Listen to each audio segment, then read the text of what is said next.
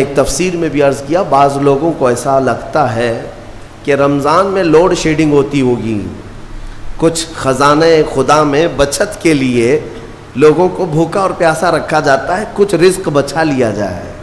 نادانو، اللہ رب العزت جو پوری کائنات کا رزاق حقیقی ہے، اسے کسی چیز کی کمی نہیں ہے۔ یہ روزے جو فرض کیے گئے خزانے میں بچت کے لیے نہیں، بلکہ ہمارے جسموں کی اور ہماری روحوں کی اصلاح کے لیے، ہماری روحوں کی اصلاح اور جسموں کی اصلاح کے لیے ہمیں تقویٰ ملے۔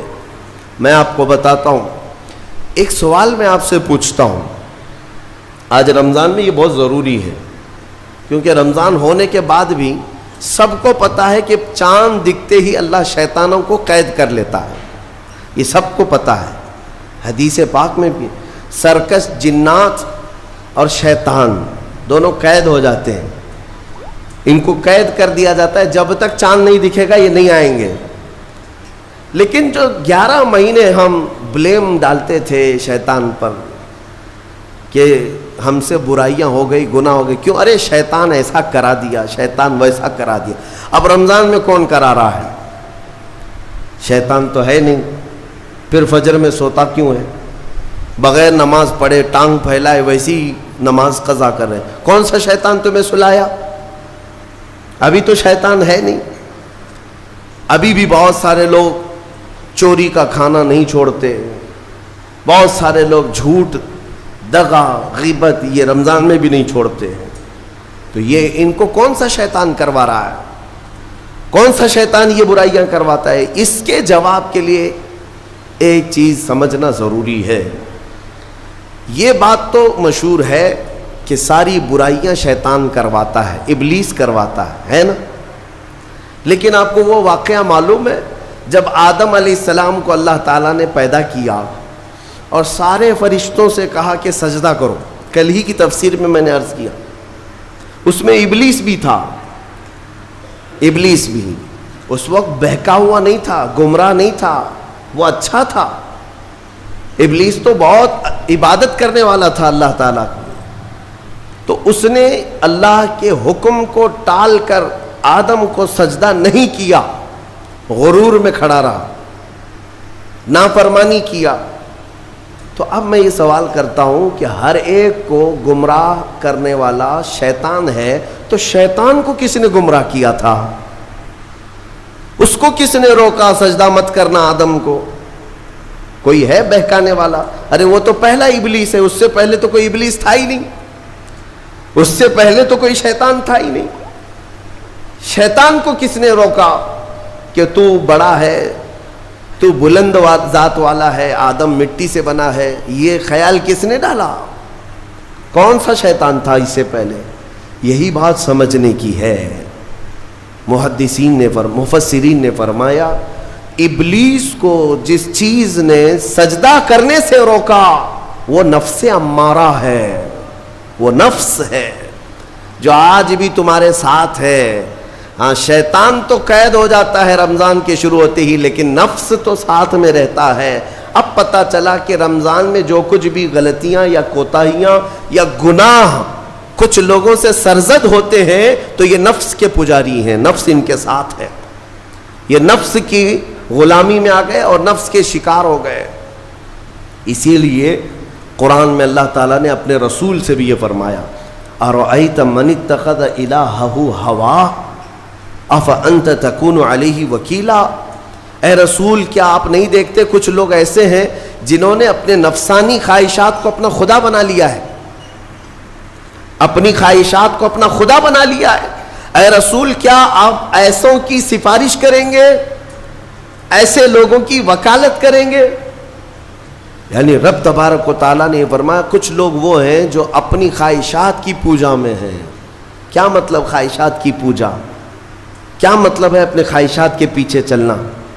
مطلب یہی ہے کہ جو دل میں آیا اس بندے نے یہ سوچ لیا اسے کرنا ہی ہے مجھے، یہ خواہشات کے پیچھے چل رہا ہے۔ ہاں، تمہیں آرام کی فکر ہوئی، تم نے خدا کے فرمان کو ٹال دیا لیکن اپنی نفس کی سن لیا۔ اللہ تبارک و تعالیٰ کا حکم کچھ اور ہے لیکن تمہاری طبیعت کچھ اور چاہ رہی ہے۔ رب تبارک و تعالیٰ کا حکم تھا، صبح صبح تمہیں اپنے گھر بلا رہا تھا، لیکن تم نے اس کی نہیں سنی، اپنے من کی سنی، اپنے نفس کی. تو یہی تو ہوا نفس کی پوجا، یہی ہے نفس کی عبادت، نفس کی پرستش، جس کو قرآن میں کہا گیا ہے کہ کچھ لوگ ایسے ہیں جنہوں نے اپنی خواہشات کو خدا بنا لیا. یہ نفس امارہ جس کے بھی اوپر حاوی ہو جاتا ہے، اچھے اچھوں کو یہ ان کا تقوی بھسم کر دیتا ہے، ایمان سے بھی دور کر جاتا ہے. اس لیے میرے عزیزو، میں جو عرض کرنے جا رہا ہوں وہ یہ ہے کہ ہمارے لیے زندگی میں سب سے بڑا چیلنج اپنے نفس امارہ سے لڑنا. آپ کو پتہ ہے رسول پاک صلی اللہ تعالیٰ علیہ وسلم ایک جہاد سے جب واپس مدینے تشریف لا رہے تھے، وہ جہاد بہت سخت تھا، صحابہ زخمی تھے، بہت گھماسان کی لڑائی ہوئی تھی، لیکن جب واپس مدینے آ رہے تھے تو میرے آقا نے ایک جملہ فرمایا تھا، رجعنا من الجہاد الاصغر الى الجہاد الاکبر. اے میرے صحابہ، ہم چھوٹے جہاد سے بڑے جہاد کی طرف جا رہے ہیں. صحابہ نے پوچھا اس سے بڑا جہاد اب کون سا ہے یا رسول اللہ؟ میرے آقا صلی اللہ علیہ وسلم فرماتے ہیں، اے میرے صحابہ، اپنے نفس سے لڑنا اب یہ بڑا جہاد ہے، نفس سے لڑنا بڑا جہاد ہے. میرے عزیزو، یہ خواہشات کو ہی ختم کرنا ہو، اس نفس کو اگر کنٹرول میں لانا ہو تو کیا کرو گے؟ نفس امارہ سب کے پاس ہے. قرآن میں مولا فرماتا ہے وَمَا أُبَرِّئُ نَفْسِي إِنَّ النَّفْسَ لَأَمَّارَةٌ بِالسُّوءِ إِلَّا مَا رَحِمَ رَبِّي. کوئی اپنے نفس سے بچ نہیں پائے گا سوائے وہ شخص جس پر میرا رب رحم فرمائے. اللہ کا رحم جس پر ہو گیا وہ اپنے نفس سے بچ جائے گا. میں آپ کو ایک دعا بتاتا ہوں. حضور پاک صلی اللہ علیہ وسلم اگر دعا کرتے تھے تو اس سے آپ کو اندازہ ہو جائے گا کہ یہ کتنی امپورٹنٹ چیز میں آپ کے سامنے کہہ جا رہا ہوں. کون سی؟ حضور جب دعا کرتے تھے تو یوں کہتے تھے اللہ کی بارگاہ میں، اللہم لا تکلنی الی نفسی طرفۃ عین. اے اللہ تو مجھے میرے نفس کے حوالے ایک منٹ کے لیے بھی مت دینا، تو اپنی حفاظت میں رکھ. حضور جب یہ دعا کرتے تھے کہ مجھے میرے نفس کے حوالے ایک منٹ کے لیے، طرفۃ عین کہتے ہیں پلک جھپکنے کے برابر، اتنے ٹائم کے لیے بھی اے اللہ تو مجھے میرے نفس کے حوالے مت کرنا، تو اپنی حفاظت میں رکھ. سید الانبیاء جب یہ دعا کرتے ہیں تو اندازہ کرو اے مومنو، نفس کی تباہ کاریاں کیا کیا ہیں. یہ کتنوں کو ہلاک کر دیتا ہے، کتنوں کا عمل ضائع کرتا ہے، کتنوں کا ایمان ختم کرتا ہے. اب میں جو بات کہہ رہا ہوں وہ یہ توجہ سے سنو.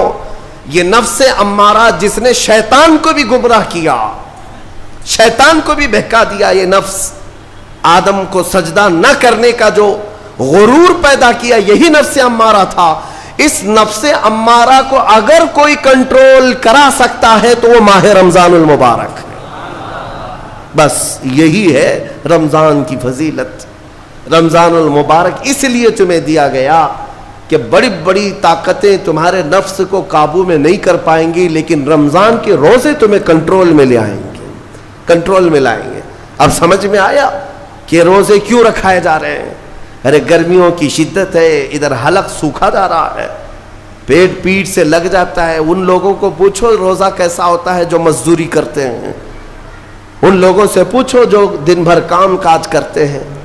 میرے عزیزوں، روزے رکھنے کے بعد کیا رب تبارک و تعالی کسی کو اس کی طاقت سے زیادہ تکلیف دینا چاہتا ہے؟ نہیں میرے عزیزوں، وہ رحمان ہے. اس نے جب تمہیں ماں کے پیٹ میں 9 مہینے رزق دیا تو کیا کائنات میں نہیں دے گا؟ تمہیں ماں کے پیٹ میں بھی رزق دیتا رہا. تم جب دنیا میں آئے، تمہارے ماں کے سینے میں خون سے دودھ کس نے بنایا؟ تمہارے رزق کا انتظام کرنے والا وہ خدا. اگر تمہیں حکم دیتا ہے کہ صبح سے لے کر شام تک بھوکے رہو تو یہ اس کا ظلم نہیں بلکہ یہ عین کرم ہے. اللہ تبارک و تعالیٰ کا رحم ہے تم پر کہ وہ مولا ہماری اصلاح چاہتا ہے کہ ہمارے اندر تقویٰ آ جائے، جسم میں بھی اور روح میں بھی. اب ایک اور بات میں آپ کو بتا دوں. میں نے ایک بات پڑھی تھی نفس کے متعلق. یہ نفس امارہ اسی لیے امام غزالی رحمۃ اللہ تعالیٰ علیہ نے فرمایا اللہ کی جو مخلوق ہے وہ 3 طرح کی ہے، ایک فرشتے، دوسرے انسان، تیسرے جانور۔ یہ 3 الگ الگ قسم کی مخلوق ہیں، کیونکہ اللہ تعالیٰ نے تینوں کو جو چیزیں دی ہیں ان میں فرق ہے۔ فرشتوں کو اللہ نے عقل دیا ہے، نفس نہیں ہے۔ نفس، شہوت، برائی کرنے کی خواہش فرشتوں کے اندر ہے ہی نہیں، وہ سوچ بھی نہیں سکتے برائی کرنے کا۔ فرشتوں کو اللہ نے عقل دیا ہے، اور عقل عزت والی چیز ہے۔ اور جانوروں کو اللہ نے نفس دیا ہے، عقل نہیں، عقل والے نہیں ہیں جانور، عقل والے نہیں، لیکن نفس ہے، شہوت ہے، شہوت بھی ہے، نفس بھی۔ لیکن انسان ایک ایسی مخلوق ہے جسے اللہ نے عقل بھی دیا ہے، نفس بھی دیا ہے۔ مطلب یہ ہے کہ تمہیں اللہ نے ایک چیز فرشتوں والی دی ہے، ایک چیز جانوروں والی بھی دی ہے، دونوں تمہارے اندر ہے، عقل بھی ہے، نفس بھی ہے۔ لیکن امام غزالی فرماتے ہیں توجہ، جو بندہ نفس ہونے کے باوجود گناہوں سے اپنے آپ کو بچا لیا، وہ بندہ فرشتوں سے بھی افضل ہے۔ کیوں؟ فرشتے اس لیے بچے ہوئے ہیں کہ ان کے پاس نفس ہے ہی نہیں، اور تم بچ رہے ہو تو کمال کی بات ہے، نفس ہوتے ہوئے بھی گناہ سے بچ گیا تو اس انسان کا مقام فرشتوں سے بھی اعلیٰ ہے۔ لیکن ساتھ ہی امام غزالی یہ بھی فرماتے ہیں عقل ہونے کے باوجود اگر گناہوں سے نہیں بچتا تو پھر وہ جانوروں سے زیادہ ذلیل ہے، کتے اور خنزیر سے بھی گیا گزرا ہے، کیونکہ جانور تو بیچارہ معذور ہے، اسے عقل نہیں ہے، نفس ہے۔ تمہارے پاس عقل ہے، اس کے باوجود حرام کاریاں کر رہے ہو تو جانوروں سے زیادہ گر گئے۔ فیصلہ تمہارے ہاتھ میں ہے کہ تم کون سی زندگی گزارنا چاہتے ہو، کون سی، کہ تم نفس کے پجاری بن جاؤ یا عقل کا صحیح استعمال کر کے فرشتوں والی صفات پر عمل کرو۔ عزیزان گرامی وقار، نفس اور عقل یہ جو 2 چیزیں ہیں، ان کو میں آپ کے سامنے تھوڑا سا کھول کر کے عرض کرتا ہوں۔ عقل جو ہے عزت والی چیز ہے، جسے بھی دی گئی ہے وہ عزت والا ہے۔ کیوں عزت والی ہے یہ عقل؟ پوری دنیا میں عقل کا ہی تو کمال ہے، جس کے پاس عقل ہے وہ بادشاہ ہے، جس کے پاس عقل ہے وہ لوگوں کو ہانکتا ہے، پوری دنیا کو ادھر سے ادھر کر سکتا ہے۔ عقل اور نفس جو ہے، نفس برائیوں کی طرف بلانے والا، عیاشی کی دعوت دینے والا، موج مستی کرانے والا اور اپنے آپ کو تباہ کروانے والا۔ اچھے بھلے نوجوان، 25 سال کی کڑیل جوانی ہے، کون ہے جو انہیں نشے کے اڈے پر لے جاتا ہے؟ کون ہے جو ان کو تباہ و برباد کرتا ہے؟ نوجوان کو اچھی طرح سے معلوم ہے کہ میں کوکین، افیون، ہیروئن لوں گا تو میرے جسم کے ساتھ کیا ہوگا، اسے معلوم ہے، لیکن اس کے باوجود عیاشی کروانا یہ نفس کی عادت ہے۔ کسی کے اوپر نفس غالب آتا ہے، کسی کے اوپر عقل غالب آتی ہے۔ عقل جس کے اوپر غالب آ گئی وہ اچھا آدمی ہے، نفس جس کے اوپر غالب آ گیا وہ شیطان کا پجاری ہو گیا، نفس کی سننے والا۔ اب یہ دونوں جو چیزیں ہیں میں بتاتا ہوں آپ کو۔ روایت میں ملتا ہے کہ جب اللہ نے عقل کو بھی پیدا کیا اور نفس کو بھی پیدا کیا تو اپنے سامنے حاضر کیا، عقل سے پوچھا کہ اے عقل بتا میں کون ہوں اور تو کون ہے؟ عقل نے کہا یا ربی انا عبدک وانت ربی، اے اللہ میں تیرا بندہ ہوں اور تو میرا رب ہے۔ عقل نے کیا کہا؟ میں تیرا بندہ ہوں اور تو میرا رب ہے۔ اللہ نے عزت سے نوازا، اقرار کیا نا بندہ ہونے کا، عقل نے اقرار کیا۔ پھر نفس کو بلایا، نفس سے پوچھا بتا میں کون ہوں اور تو کون ہے؟ نفس نے کہا انت انت انا انا، تو ہے میں ہوں۔ یہ غرور تھا نفس کے اندر، یہ گھمنڈ تھا نفس کے اندر کہ میں ہوں۔ نفس جس کے اندر غالب آتا ہے وہ آج بھی یہی کرتا ہے، میں ہوں، کسی کے سامنے کیا جھکنا ہے۔ تو حکم ہوا کہ اس نفس کو 100 سال جلایا جائے۔ 100 سال جلایا گیا، اس کو عذاب دیا گیا نفس کو۔ 100 سال بھگتنے کے بعد آگ کی تپش بھگتنے کے بعد اسے پھر لایا گیا نفس کو. اللہ تعالیٰ نے پوچھا اے نفس بتا میں کون ہوں اور تو کون ہے؟ نفس نے کہا انت انت انا انا، تو ہے میں ہوں. غرور نہیں ٹوٹا، گھمنڈ نہیں ٹوٹا. حکم ہوا اللہ کی طرف سے فرشتوں کو، اس نفس کو اب 100 سال تک بھوکا اور پیاسا رکھا جائے، کوئی چیز نہ دی جائے. اسے سخت سزا دی گئی. بھوک اور پیاس کی نفس کو کوئی چیز نہیں دی گئی. 100 سال کے بعد پھر اس کو حاضر کیا گیا، پوچھا گیا بتا کون ہوں میں؟ نفس نے کہا اے اللہ تو میرا خدا ہے، میں تیرا بندہ ہوں. فرمایا بزرگوں نے کہ نفس کو اگر کوئی جھکا سکتا ہے تو وہ بھوک ہے، اسی لیے مولا نے رمضان کے روزے تم پر فرض فرمایا. نفس کو جھکا سکتے ہو، نفس کو کنٹرول میں لا سکتے ہو تو بھوک کے ذریعے سے. ہاں یہ بھوک اور پیاس یوں ہی نہیں دی گئی ہے. دنیا اگر سمجھتی ہو کہ مسلمانوں کو یہ بھوکا اور پیاسا رکھوایا جا رہا ہے تو انہیں کیا خبر ہے کہ روح کسے کہتے ہیں، نفس کسے کہتے ہیں. جو آلریڈی غلاظت میں پڑے ہوئے انہیں کیا سمجھ ہے. لیکن الحمدللہ ہمارا تصور ہے آخرت کا، ہمارے ہاں تصور ہے جنت کا، ہمارے ہاں تصور ہے جہنم کا، اللہ کی بارگاہ میں حساب کا. اس لیے ضروری یہ بن پڑتا ہے کہ ہم اپنی دنیا میں ہی اصلاح کریں. میرے عزیزوں، اس نفس کی جو تباہ کاریاں ہیں اس سے بچنا ہر نوجوان کے لیے آج ضروری ہے. تم روزوں کو ہلکے میں مت لو. اس سے پہلے بھی میں کہا کرتا تھا، آج پھر سے میں ریپیٹ آپ کے سامنے کہتا ہوں، مسلمان کے لیے روزے جو فرض کیے گئے آپشنلی نہیں ہے میرے عزیز. یہ آپشنلی نہیں ہے، اختیاری نہیں ہے. جسے چاہے وہ رکھے، جسے چاہے وہ چھوڑے. ہاں ہمارے ہاں معاشرہ ایسے ہی ہے نا. ہاں صبح اٹھ کر کے لوگ پوچھتے رہتے ہیں روزہ ہے، روزہ ہے. کیوں پوچھ رہے ہو روزہ ہے؟ مسلمان ہے تو روزہ فرض ہے. روزہ فرض ہے. اگر میں آپ کو پوچھوں اچھا لگے گا؟ انسان ہو اچھا لگے گا. سامنے دکھ تو رہا ہے انسان ہے، پھر کیا پوچھنا ہے؟ مسلمان کے لیے روزہ ایسا ضروری ہے جیسے اس کے لیے انسان ہونا ضروری ہے. وہ روزے چھوڑتا کیوں؟ ہاں چند ہی چیزیں ہیں جہاں تخفیف دی گئی ہے شریعت میں. وہ سفر ہے یا مرض ہے، ایسا مرض کہ جس سے وہ نہیں برداشت کر پاتا، اس میں اللہ تعالیٰ نے اسے چھوٹ دی ہے، رخصت دی ہے. یا حاملہ عورت ہے، یا دودھ پلانے والی عورت ہے، یا پھر اب بہت سارے لوگ ایسے ہیں جو ہٹے کٹے ہیں، تندرست ہیں، توانا ہیں، روزے چھوڑے ہوئے ہیں. میرے عزیز، سب ہونے کے بعد اگر روزہ چھوڑنے کی کسی کو رخصت ہے نا تو وہ صرف ان عورتوں کو جن کی ماہواری آتی ہے مہینے میں یا بچے کے بعد. حیض و نفاس والی عورتوں کے لیے روزہ نہیں ہے. تو میں ان لوگوں سے پوچھتا ہوں کیا تمہاری بھی ایسی کیفیت ہے جو تم روزہ چھوڑے گھوم رہے ہو؟ ناپاک ہو؟ ناپاکی آئی ہے؟ نہیں ہے تو پھر کیوں روزہ چھوڑتے ہو؟ ایک روزے کو چھوڑنے کی سزا حدیث میں بتائی گئی 900 سال دوزخ میں رکھا جائے گا. 900 سال. اب کیلکولیٹ کرو، اگر تمہاری زندگی کے روزے قضا ہیں تو کتنے 100 سال جائیں گے.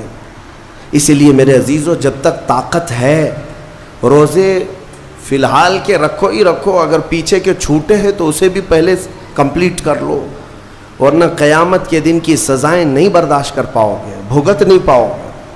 یہ ہم جو بار بار کہتے ہیں آپ کے روزہ رکھنے سے میرا کیا ہے، ہم تنبیہ صرف اس لیے کرتے ہیں کہ قیامت کے دن اللہ تعالیٰ کے عذاب میں گرفتار نہ ہو جاؤ، عذاب میں گرفتار نہ ہو جاؤ. اور ہمارے بزرگوں نے ہمیں تعلیم دی ہے کہ اللہ تعالیٰ جب 11 مہینے کھلاتا پلاتا ہے اور وہی مولا 1 مہینہ اگر حکم دے تو یہ کس قدر بندے کی ناانصافی ہے کہ اپنے مولا کے حکم کو پیٹ پیچھے ڈالتا ہے اور پھر کھاتا پیتا رہتا ہے. کیا اسے اپنے رحمان کی رضا کی اتنی بھی فکر نہیں ہے کہ یہ میرے مولا کی رضا ہے روزہ؟ اسی لیے تو اس مولا نے فرمایا روزہ میرے لیے ہے اور اس کی جزا کچھ نہیں، میں خود بندے کا ہو جاؤں گا. الصوم لی وانا اجزا بہ. اور ایک حدیث میں عجزی بھی پڑھا گیا، یعنی روزہ میرے لیے ہے اور میں ہی اس کی جزا ہوں، میں ہی اس کی جزا ہوں. مطلب یہ ہے کہ دوسرے اعمال کی جزا میں جنت ہے, محلات ہے, الگ الگ ثواب ہے, لیکن روزے کے متعلق مولا نے فرمایا میں خود ہی اس کی جزا ہوں. تجھ سے تجھی کو مانگ کر مانگ لی ساری کائنات, جس کا خدا ہو گیا اس کی ساری کائنات.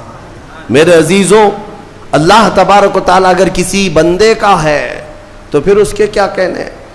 اچھا, ایک اور اس میں حکمت یہ ہے, روزہ جو رکھا جاتا ہے یہ بندے اور اللہ کے بیچ کا راز ہے, دوسرے کسی کو پتہ نہیں. میرا روزہ آپ کو نہیں معلوم, آپ کا روزہ مجھے نہیں معلوم. چہرہ دیکھ کر کے کچھ بھی کہا جا سکتا ہے. ہاں, چہرہ دیکھ کر کسی کا روزہ پتہ چلے گا. آپ کل سحری کر کے نیت کر کے روزے سے آئے ہیں, کسی کی پیشانی پہ تو لکھا نہیں ہے کہ یہ روزے دار ہے. آپ نے کہا ہم نے مان لیا, لیکن حقیقت کیا ہے یہ تم جانو گے, اللہ ہی جانے. بہت سارے تمہارے پاس موقع ایسے آتے ہیں جب ایک ایک گھونٹ نگل سکتے ہو, وضو کے بیچ میں, غسل کے بیچ میں, جب کوئی نہ دیکھ رہا ہو تب چٹکیاں لے کر اندر ڈال سکتے ہو, کوئی نہ دیکھ رہا ہو. لیکن بندے اور مولا کے درمیان کا ایک راز ہے روزہ. اسی وجہ سے ایک حدیث میں ملتا ہے قیامت کے دن جب ایمان والوں کو جمع کیا جائے گا اور جن کی بخشش ہو جائے گی تو ان میں ایک جماعت ایسی ہوگی جو جنت کی طرف اڑتے ہوئے جا رہے ہوں گے اور جنت میں پہنچ جائیں گے, کسی کو نظر نہیں آئیں گے, بہت تیزی سے وہ جنت پہنچ چکے ہوں گے. باب الریان ایک دروازہ ہے جو صرف روزے داروں کے لیے, جن کے روزے اللہ کی بارگاہ میں پسند آ گئے, وہ دروازہ صرف ان کے لیے. وہاں پہنچ چکے ہوں گے, بہت سارے اہل اللہ, بڑے بڑے مقامات والے وہاں موجود ہوں گے. پوچھیں گے تم کہاں سے آئے, کون سے راستے سے آئے؟ نہ وہاں نظر آئے نہ راستے میں نظر آئے, یہاں کیسے پہنچے؟ تو وہ کہیں گے کہ اللہ تبارک و تعالیٰ نے ہمیں روزوں کی وجہ سے یہ مقام دیا. رب تعالیٰ کی طرف سے ارشاد ہوتا ہے کہ ان بندوں نے دنیا میں جو روزہ رکھا تھا وہ سب سے چھپا ہوا تھا, کسی کو پتہ نہیں تھا روزہ ہے یا نہیں. اس لیے جب میں نے ان کے روزے قبول کیے تو سب سے چھپا کر انہیں جنت کی طرف بھیج دیا. وہاں پر بھی یہ جزا دی گئی. میرے عزیزوں, فضیلتیں بہت ساری ہیں, سب کو پتہ ہے, لیکن میں جو کہہ رہا ہوں وہ یہ ہے کہ اگر اپنے نفس کو کنٹرول میں لانا ہو تو یہ روزے شرط ہیں. ایک صحابی حضور کی بارگاہ میں آئے, جوان تھے, کہا کہ یا رسول اللہ صلی اللہ علیہ وسلم, جوان ہو چکا ہوں, شادی کی عمر ہے, لیکن شادی کرنے کی طاقت نہیں, مال نہیں, اسباب نہیں, کیا کروں؟ شادی نہ کرے تو گناہوں کی طرف چلے جائیں, خواہشات ہیں انسان کی. تو جانتے ہیں میرے آقا صلی اللہ تعالیٰ علیہ وسلم نے کیا فرمایا کہ اگر استطاعت ہے تو شادی کر لے, ورنہ روزہ رکھ لے. شادی کے بدل ڈائریکٹ کون سی چیز؟ روزہ. فرمایا اس لیے کہ روزہ تمہاری شہوت کو ختم کرتا ہے, تمہارے اندر صبر قائم کرتا ہے. عزیزان گرامی, حدیث پاک کا یہ مفہوم میں آپ کے سامنے رکھ رہا ہوں. تربیت میں میرے آقا نے ان نوجوانوں سے کہا جن کی شہوت غالب ہے, جو گناہوں کی طرف زیادہ جا سکتے ہیں, ان کے لیے فرمایا گیا وہ روزہ رکھیں, کنٹرول میں رہیں گے. صرف رمضان کا ہی نہیں, سال میں اور بھی دنوں میں روزہ رکھو تاکہ تمہارا نفس قابو میں رہے, کنٹرول میں رہے. میں چند مہینے پہلے کچھ نوجوانوں کی کثرت کو دیکھ رہا تھا جو اپنے جسم کو شیڈول بنانے کے لیے, مینٹین کرنے کے لیے ڈائٹ پلان تیار کر رہے تھے. تو اس میں ایک بہت ہی بڑے ڈاکٹر ہیں جنہوں نے ڈائٹ پلان دیا, تو اس میں انہوں نے مینشن کیا کہ ہفتے میں ایک دن بھوکا رہنا چاہیے, صبح سے شام تک. وہ نان مسلم ہے. میں نے پوچھا تھا کہ یہ آپ کے ڈائٹ پلان میں کس لیے ہے, تو انہوں نے اس کی سائنٹیفک وجہ بتائی کہ ہفتے بھر میں ہم جو کچھ بھی کھاتے ہیں, کچھ ایسی چیزیں جمع ہو جاتی ہیں جن کو پگھلنے کا موقع ہی نہیں ملتا, ہم بار بار کھاتے رہتے ہیں, اس پر چیزیں جمع ہوتی رہتی ہیں. ایک دن ہفتے میں اگر اپنے پیٹ کو خالی چھوڑ دیا جائے تو فاسد مادے گل کر کے باہر نکل جائیں گے اور صحت ہمیشہ صحیح رہے گی. یہ دنیا کہہ رہی ہے. میرا مولا بغیر حکمت کے کوئی چیز تم پر فرض نہیں فرماتا. جس نے ہمارے جسموں کو بنایا, جس نے ہماری روح کو بنایا, وہی زیادہ بہتر جانتا ہے کہ ہمارے حق میں کیا چیز اچھی ہے.